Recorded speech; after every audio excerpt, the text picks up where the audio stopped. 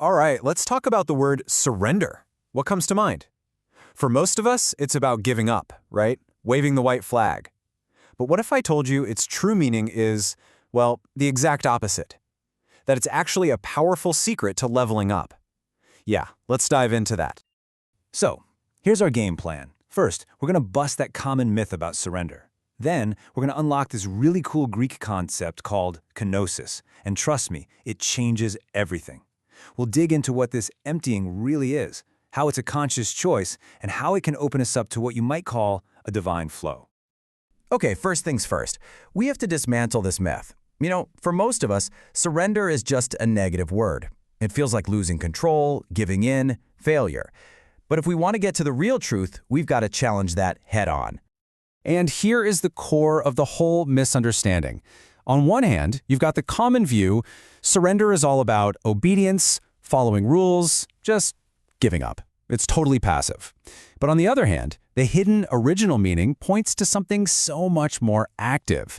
It's about emptying, releasing, making way for that divine flow. We're talking about two completely different worlds here. So you might be asking, where does this new idea even come from? Well, it's all unlocked by one single incredibly powerful Greek word, kenosis. And once you get this word, it reframes everything you thought you knew about surrender. So, kenosis. The definition in Greek is actually really simple, but it's so profound. It just means the act of emptying, or to let go. That's it. Now think about what's not in that definition. There's no mention of defeat, no hint of being forced into obedience. The whole idea is about one thing: creating space. And hey, this isn't some modern reinterpretation we just cooked up. The source for this is ancient. We're talking about the Apostle Paul. In his letter to the Philippians, he used this exact word, kenosis, to describe how Jesus emptied himself. So this is the OG meaning, the original intent. Okay, so if surrender is really about emptying, then the big question is, emptying what, right? And this is where the whole concept stops being philosophical and gets really, really practical. Well, you can hear echoes of this emptying idea in teachings about self-denial. But it's crucial to understand this isn't about self-punishment or anything like that. It's actually a huge part of kenosis. It's that conscious choice to let go of the ego to release its constant demands for control. And once you see it through this lens of kenosis, it totally changes how you read a famous verse like, "He must grow greater, I must grow less."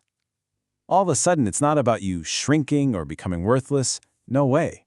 It's a powerful metaphor for making space, for quieting all that inner noise and chatter, so that a divine presence has room to be felt. And just to be super clear, this emptying is not about losing your identity. Not at all.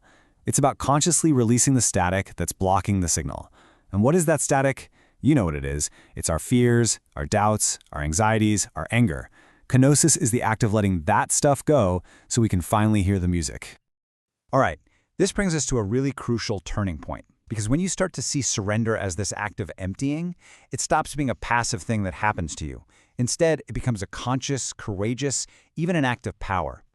And this metaphor of unclenching your grip, man, it just gets to the heart of it all.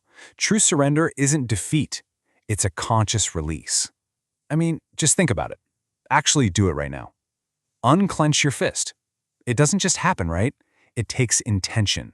You have to actively choose to let go of that tension, to open your hand to whatever comes next. So yeah, the contrast just couldn't be any clearer.